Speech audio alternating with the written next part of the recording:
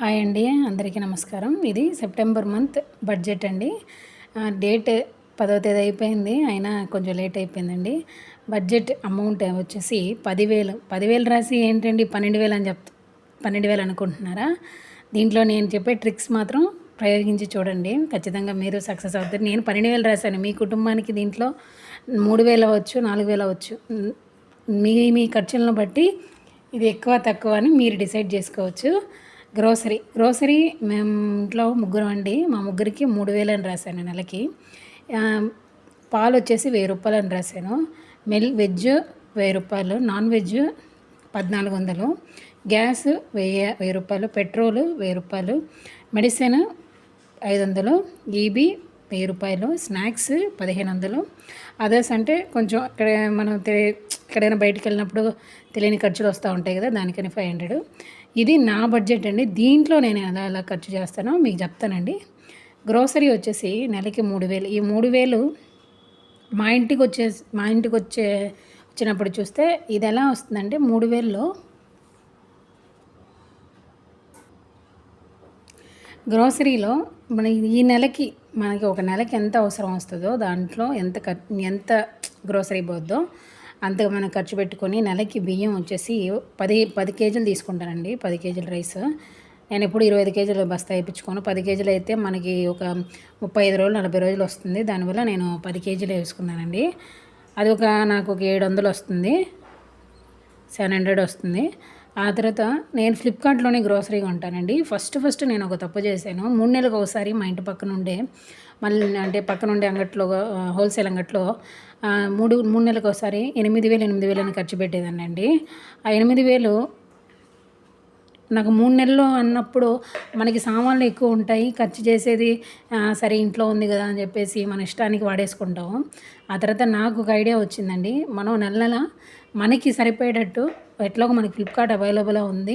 అది కాకుండా 1 నుంచి 5వ తేదీ వరకు ఫ్లిప్కార్ట్లో సగం రేట్ ఇస్తారండి.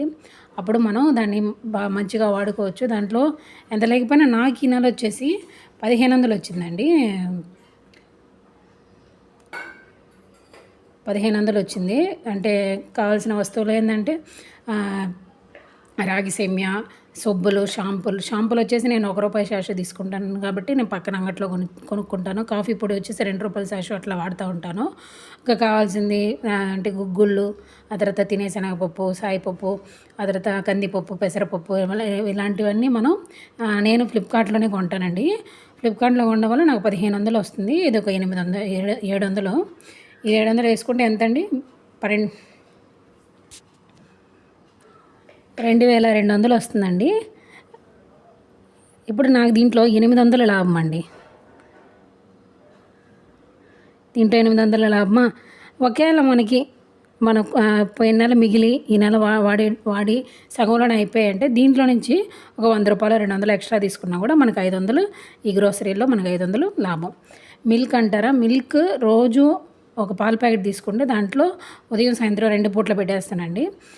ఒక్కోసారి మనకి ఆ పాలు మిగిలిపోయి ఉంటాయి, సాయంత్రం టీ తాగన్నప్పుడు ఆ పాలు వాడేటప్పుడు మనకి ₹1,000 అన్న దాంట్లో 200 కూడా మనకి నెలకి లాభం అవ్వచ్చు, మనం తాగేదాన్ని బట్టి. మా ఇంట్లో మా అబ్బాయి తాగడు పాలు, దానికని మా ఇద్దరికి ఒకటే టీ కాబట్టి మేము కొంచెంగా పోసుకొని తాగేస్తే ఈవినింగ్ టైంలో ఒక్కోసారి అయితే అనిపిస్తే తాగుతాను టీ, లేకపోతే లేదు. ఆ పాలు రేపు ఉదయానికి మనకి పనికి వస్తుందండి. దాంట్లో ఎట్లాగైనా మనకి 200 లాభం ఉంటుంది. వెజ్ అంటే పక్కనుండే అంగట్లోకి వెళ్ళి రోజుకి కావాల్సిన కాయగూరలు కొనుక్కున్న పని అయితే కొనుక్కోవచ్చు. లేకపోతే వారానికి మార్కెట్కి వెళ్ళి మనకు కావాల్సిన కాయగూరలు కొనుక్కొని వచ్చేసి పెట్టేసుకున్నాం అనుకోండి, మనకి లాభం ఉంటుంది. వారానికి అంటే 4 వారాలకి సరే 300 వేసుకున్నా కూడా 4 వారాలకి మనకు కరెక్ట్గానే ఉంటుంది. లేదు అలా నేను కొనుక్కోలేను అనుకున్నప్పుడు మనం రోజుకి అంటే ఈరోజు ఒక టమాటా రేటు ₹35 ఉందనుకోండి, రేపు అదే ₹30 ఉంటుంది. ₹5 మనకి లాభం ఉంటుంది.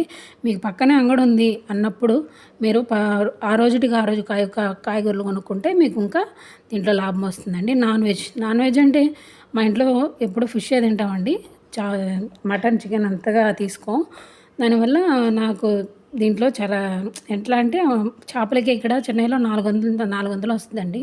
200 రూపాయల చేపలు అని అమ్ముతారు. 100 రూపాయలకి అంత అమ్మరు ఇక్కడ.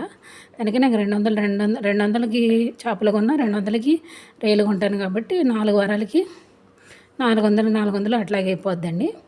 గ్యాస్ వచ్చి నాకు 2 నెలలకు ఒకసారి వస్తుంది కాబట్టి నాకు పోయిన నెల కొన్నాను, ఈ నెల బుక్ చేయనండి. వచ్చే నెల బుక్ చేస్తాను కాబట్టి ఈ 1000 రూపాయలు ఈ నెల నాకు లాభం. ఇది అట్లాగా మనం ఖర్చు పెట్టకుండా తీసి పక్కన పెట్టేసుకోవచ్చు. పెట్రోల్ మీరు బండి తోలుతారు అనుకుంటే మీకు పెట్రోల్ వేసుకోండి.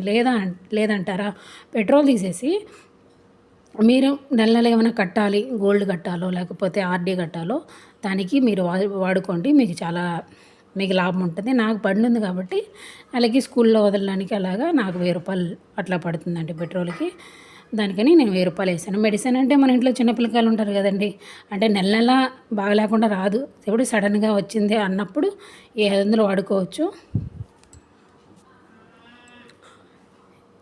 ఇది నెల మన పిల్లల ఆరోగ్యాన్ని బట్టి మనం ఈ 500ని అంటే పిల్లలకి ఎప్పుడు నెల బాగాలేకుండా రాదు కదండి, దానికని ఈ 500 కూడా మనం ఎత్తిపెట్టుకోవచ్చు.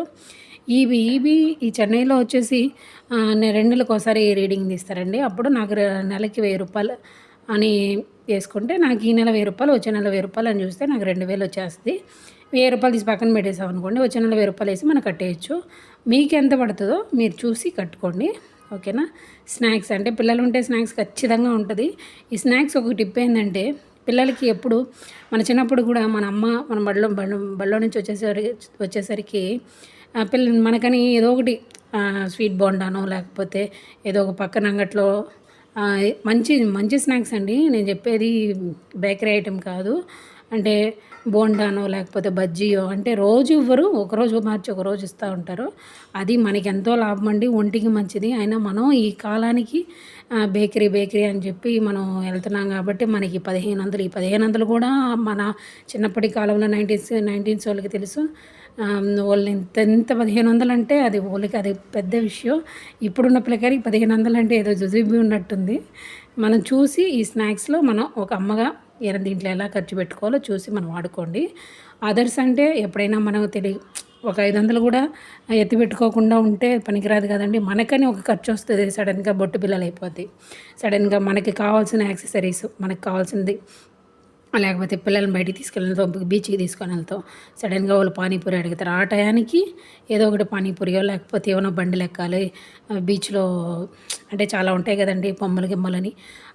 దానికి మనం ఒక 500 ఎక్స్ట్రా అంటే మంత్లీ పిల్లకాయలను అట్లా తీసుకొని వెళ్తాం కదండి. చిన్న పిల్లకాయలు ఉంటే, పెద్ద పిల్లకాయలు అయితే ఓకే, చిన్న పిల్లకాయలు ఉంటే తీసుకొని వెళ్తాం. దానికైనా ఆదర్శ అని వేసానండి. దీంట్లో మనకి ఎంత సేవ్ అవుతుంది, ఇప్పుడు నాకు 2000 అని రాశాను. దీంట్లో నాకు ఇప్పుడు పెట్రోల్, మెడిసిన్ అనేది 500, గ్యాస్ ఒక 1500 దాకా ఈ నెల నాకు లాభం. ఆ తర్వాత దీంట్లో ఒక 800. చూడండి ఎంత మనకి లాభం వస్తుందో. మన బడ్జెట్ రాయడం వల్ల ఎంత లాభం వస్తుందో మీరు చూడండి. దీంట్లో ఒక 800, ఇది ఒక 1000 రూపాయలు, 1800, ఒక 500, 2300 దాకా నాకు లాభం అండి. అదర్స్ అంటే ఒకవేళ పిల్లల్ని మనం తీసుకొని వెళ్తున్నాము అంటే ఓకే ఖర్చు అవుతుంది, లేకపోతే ఇది కూడా నాకు సేవ్ అవుతుంది.